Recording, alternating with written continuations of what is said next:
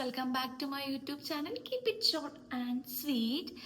അപ്പോൾ ഇന്നത്തെ വീഡിയോ എന്നെ പോലെ ഹെയർ സ്റ്റൈലിംഗ് ഒന്നും തീരെ അറിയാത്ത ആൾക്കാർക്ക് വളരെ യൂസ്ഫുൾ ആയിട്ടുള്ള ഒരു വീഡിയോ ഉണ്ട് കേട്ടോ.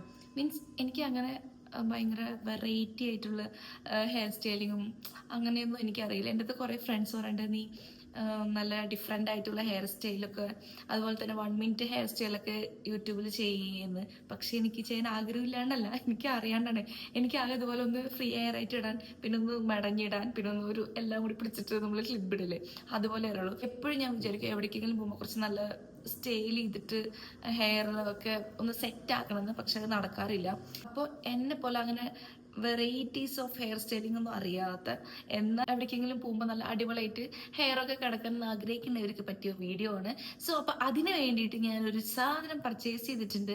അതാണ് ഇന്ന് നിങ്ങൾക്ക് മുന്നിൽ ഞാൻ ഷെയർ ചെയ്യുന്നത്. അപ്പോൾ സാധനം കൈ കിട്ടിയിട്ടുണ്ട്. നമുക്കപ്പോൾ ഇത് വേഗം അൺബോക്സ് ചെയ്യാം.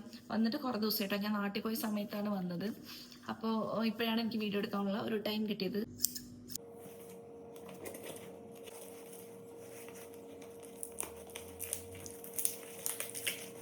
അപ്പോൾ ഇതാണ് ഇന്നത്തെ താരം, നമ്മുടെ മേക്ക് മീ ബോൾഡിൻ്റെ ഓട്ടോമാറ്റിക് ഹെയർ കളർ. ഞാൻ ഒരുപാട് നാളായിട്ട് കൊതിച്ച് വാങ്ങണം എന്ന് കരുതിയ ഒരു ഹെയർ ടൂളായിരുന്നു കേട്ടോ ഈ ഒരു കളർ. ആദ്യം ബ്രഷ് വാങ്ങാമെന്നാണ് കരുതി, പിന്നെ വിചാരിച്ചു എനിക്ക് കേൾസാണ് കുറച്ചും കൂടി ഇഷ്ടം, അപ്പോൾ പിന്നെ എന്തായാലും കളർ തന്നെ വാങ്ങിക്കാമെന്ന്. പാക്കേജും നല്ല അടിപൊളിയായിരുന്നു കേട്ടോ, നല്ല സ്ട്രോങ് ആണ് അതിൻ്റെ ബോക്സ് വന്നിട്ട്. സത്യം പറഞ്ഞാൽ ഇങ്ങനത്തെ ഇതുപോലത്തെ hair items, means hair tools items ഒന്നും എനിക്ക് അങ്ങനെ യൂസ് ചെയ്തൊരു പരിചയവും കാര്യങ്ങളൊന്നുമില്ല. ഞാൻ നിങ്ങൾക്ക് മുന്നിൽ ഇതിപ്പോൾ ഫസ്റ്റ് എൻ്റെ ഒരു എക്സ്പീരിയൻസ് ആണ് ഈ കാണിക്കാൻ പോകുന്നത്. അപ്പോൾ ഈ ഒരു പ്രൊഡക്റ്റിന് നമുക്ക് 1 ഇയർ വാറണ്ടി വരുന്നുണ്ട്.